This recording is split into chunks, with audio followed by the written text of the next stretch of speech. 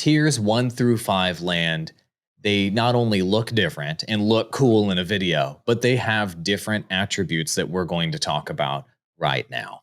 Tier 1 land, obviously our cheapest land that's out there. It's got a starting price of 2 ETH, and obviously we'll touch on that later, but that rapidly goes down. In terms of what's on that land site, you know that it's going to come with 3 element sites for you to extract from and 1 fuel site. So what you don't know is the types of sites that you'll get. And we like that because we think adding that little bit of randomness makes it a little bit more exciting.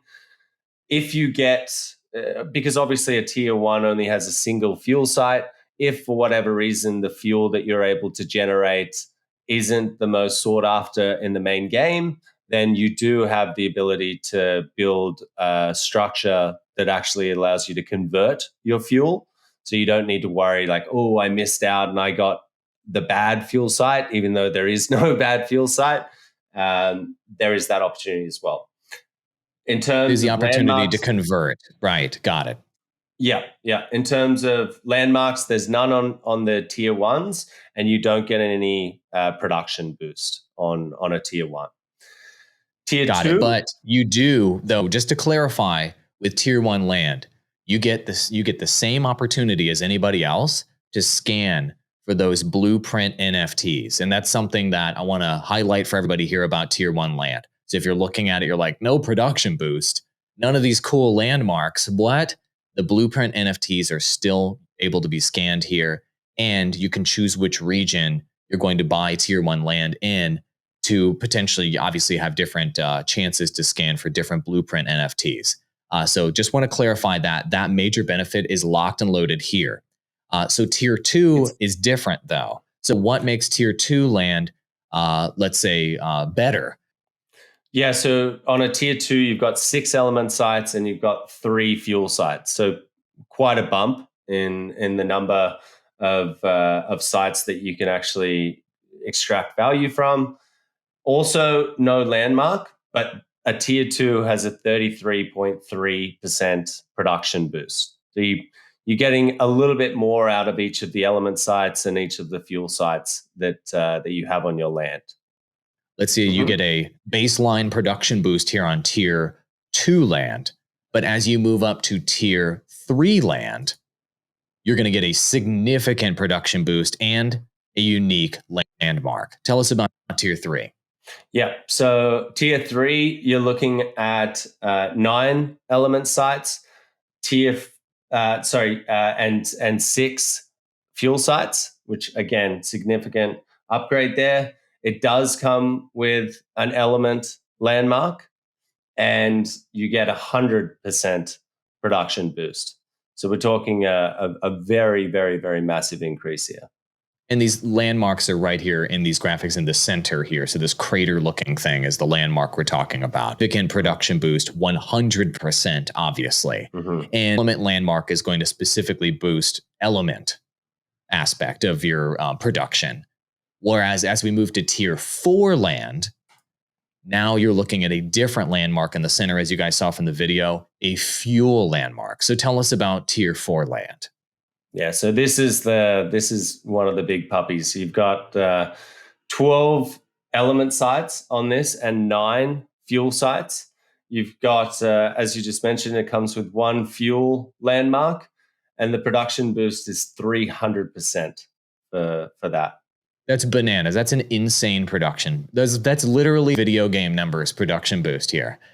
So for those of you that are looking for the tier of land that's going to max out fuel output, tier 4 land is obviously designed to be that, with the fuel landmark right here in the center of the land. A pretty massive piece of land. But it's nothing in comparison to tier 5 land, which is the most unique and the most rare of all land. Tell us about it. Alrighty, so you've got 15 element sites on this. So as you can see, that plot is completely stacked. You've got 12 individual fuel sites on the tier 5. Now the landmark that you're seeing in the middle of that is an arena.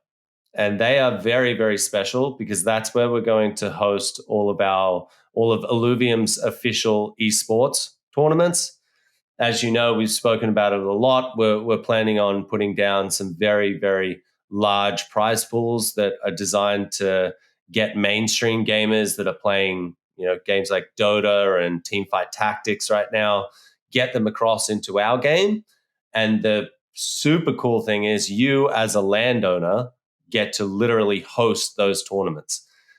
With that, you have the ability to on sell a whole bunch of marketing with that, like naming rights, sponsorship, and all of the different things that come with running an event like that, including advertising revenue. All of it goes back to the landowner, and you can do one of two things there. You can I've had conversations with people who are looking to buy tier 5 land for themselves, as in it might be a guild that's looking for that extra boost in the space, the exposure of having that many people looking at their brand.